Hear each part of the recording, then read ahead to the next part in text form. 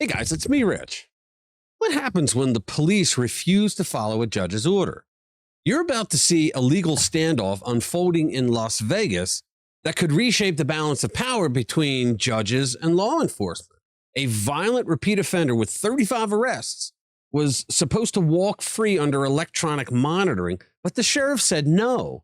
Now the police department could face contempt of court charges, but what you'll find out if you stick with me till the end of this is that this fight isn't just about one criminal. It's about who actually protects your community when the justice system breaks down. And the answer may surprise you. Let's get into it. All right, guys, welcome back to RPW Media, where we break down the stories that the corporate media either ignores or completely twists into something unreal.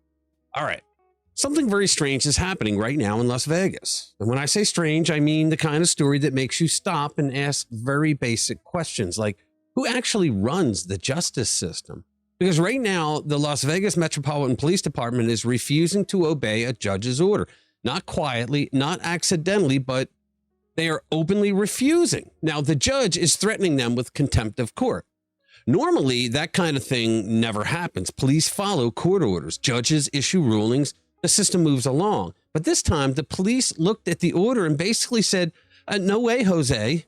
And the reason might shock you, because the man at the center of this case isn't some kid who forgot to pay a parking ticket. His name is Joshua Sanchez-Lopez. He's 36 years old, and he has been arrested 35 times.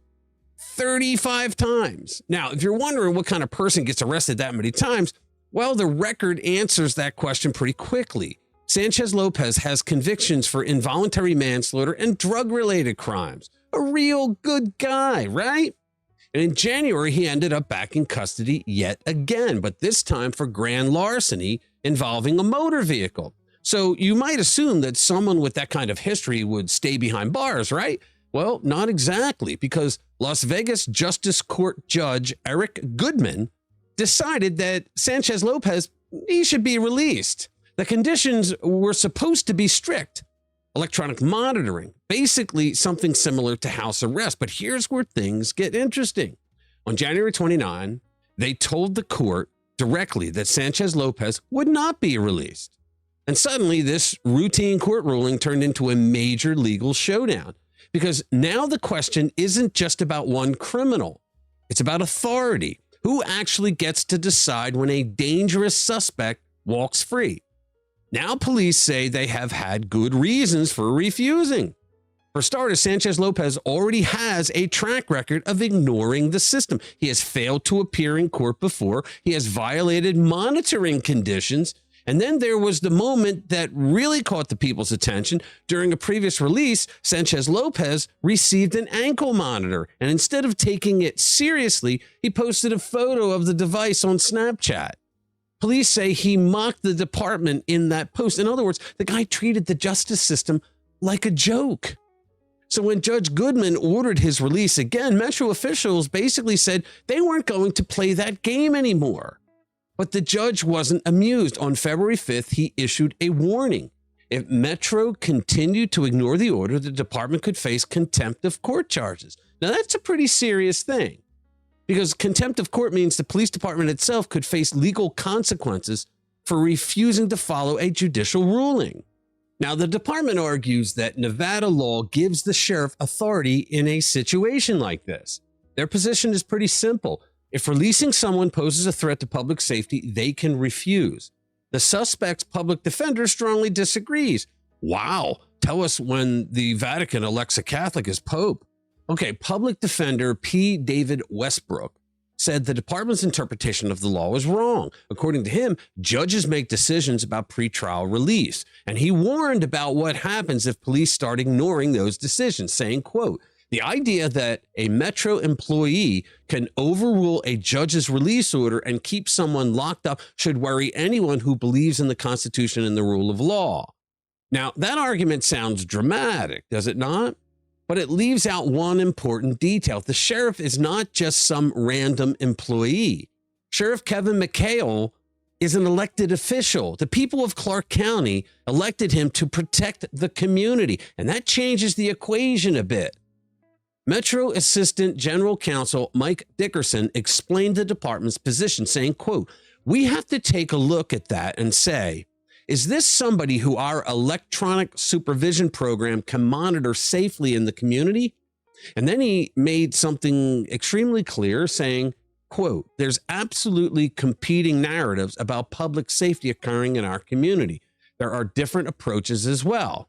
The translation: some people prioritize releasing suspects quickly. Others prioritize keeping the public safe. And that debate is now exploding in Nevada because the governor just stepped in. Nevada Republican Governor Joe Lombardo publicly backed the police department, as he should have.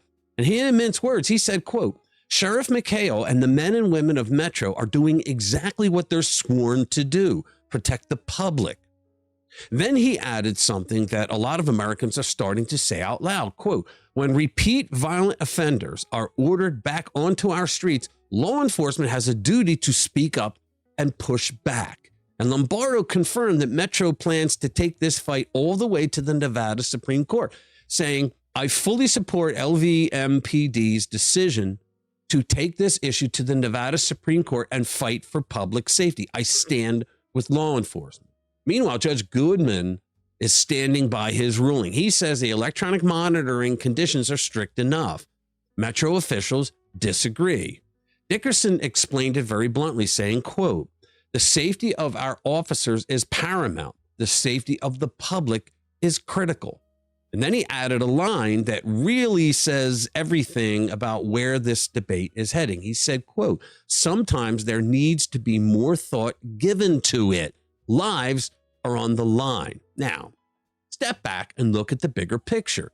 This isn't just a Las Vegas story. Across the nation, we're watching the same fight play out again and again. Judges order releases. Repeat offenders walk free. We even have some Soros DAs that aren't even putting up bail. Communities are asking very uncomfortable questions.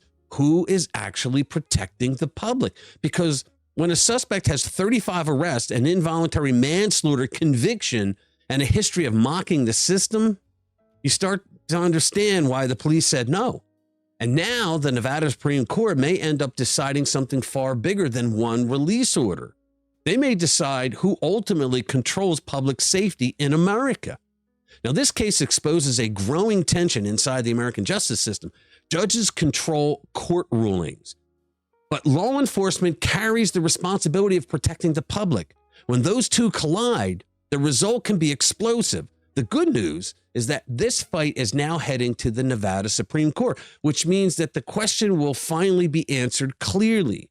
And if the outcome prioritizes public safety, it could set a powerful precedent for communities across the country. So tell me what you think in the comments below. I love hearing from you. Do you side with the judge's ruling, or do you side with the police who are trying to protect the community? All right, thank you for watching. I'll see you in the next one.